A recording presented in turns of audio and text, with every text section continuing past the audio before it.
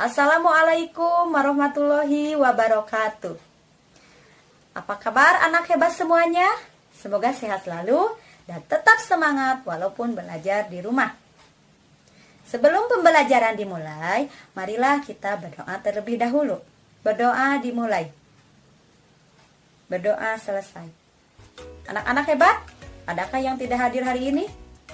Coba sekarang diisi kehadirannya. Di WhatsApp grup, Ibu telah men-share link Google Form. Diisi ya. Ya, bagus. Anak-anak sekalian, hari ini kita akan belajar tema 4, berbagai pekerjaan, subtema 3, pekerjaan orang tuaku, pembelajaran 1. Anak hebat semuanya, coba lihat di WhatsApp grup, di sana ada gambar yang telah Ibu share. Gambar apa? Ya, betul. Gambar tupai dan ikan gabus. Di mana ya habitat mereka?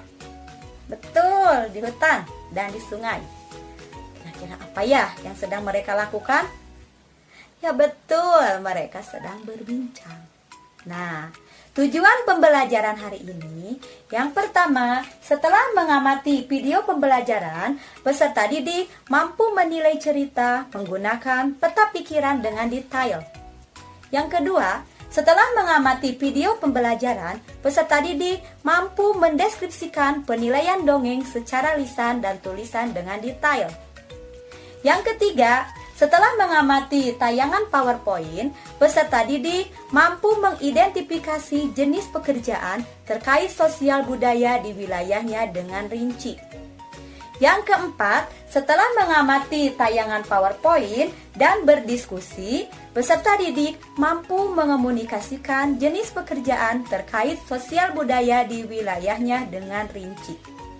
Yang kelima, setelah mengamati tayangan PowerPoint, peserta didik mampu menginformasikan dampak pemanfaatan sumber daya alam yang tidak terkontrol dalam kehidupan sehari-hari dengan tepat. Dan yang keenam, setelah mengamati tayangan PowerPoint dan berdiskusi, peserta didik mampu menuliskan contoh kegiatan sebagai upaya pencegahan langkanya sumber daya alam dalam kehidupan sehari-hari dengan tepat. Nah, itulah tujuan pembelajaran yang akan kita capai hari ini. Nah, sekarang coba, mendengarkan dongeng sangat menyenangkan bukan? Nah, sebelum memberi pendapat, kita perlu membaca dongeng dengan cermat. Ada beberapa hal yang diperhatikan, yaitu unsur intrinsik. Apakah unsur intrinsik itu? Ya, unsur intrinsik adalah unsur yang membangun dari dalam cerita itu sendiri. Berikut ada beberapa unsur intrinsik. Yang pertama, tema. Tema adalah gagasan atau ide yang mendasari suatu cerita. Yang kedua, tokoh dan penokohan. Tokoh adalah orang yang mengalami peristiwa dalam berbagai peristiwa cerita. Sedangkan penokohan, watak atau karakter tokoh yang terdapat dalam sebuah cerita. Berdasarkan sifatnya, tokoh ada dua. Satu, tokoh utama, yaitu tokoh yang memiliki peran utama dalam suatu cerita. Tokoh ini sering muncul, sering dibicarakan, dan tercantum dalam cerita. Yang kedua, tokoh tambahan, yaitu tokoh yang tidak memiliki peranan penting dalam suatu cerita karena kemunculannya hanya sebagai pelengkap cerita dan mendukung tokoh utama.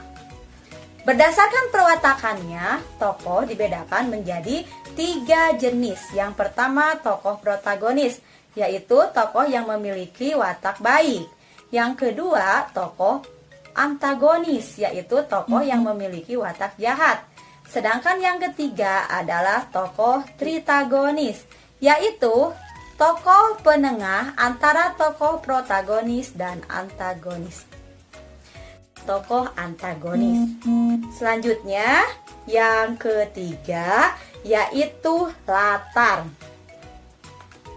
Latar adalah segala keterangan petunjuk, pengacuan yang berkaitan dengan tempat, waktu, dan suasana terjadinya peristiwa dalam cerita. Latar ada 3 jenis, yaitu latar waktu, latar tempat, dan suasana. Selanjutnya, yang kedua alur mundur, yaitu rangkaian peristiwa yang urutannya tidak sesuai dengan waktu kejadian atau cerita bergerak mundur. Yang ketiga, alur campuran adalah rangkaian peristiwa yang merupakan gabungan dari alur maju dan alur mundur. Yang kelima, yaitu amanat.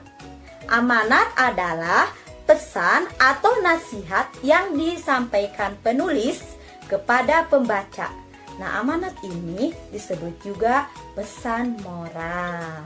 Nah, itulah beberapa unsur intrinsik yang ada dalam sebuah cerita. Nah, sekarang ayo kita menyaksikan video dongeng antara tupai dan ikan gabus. Selamat menyaksikan.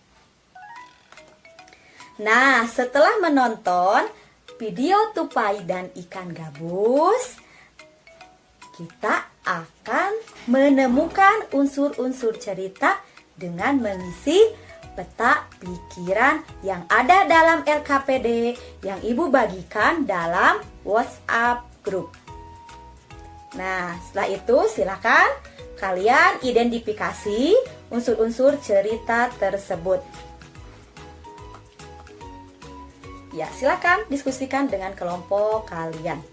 Ibu akan mengelompokkan kalian ke dalam 4 kelompok, yang mana kelompoknya sudah Ibu share di WhatsApp group.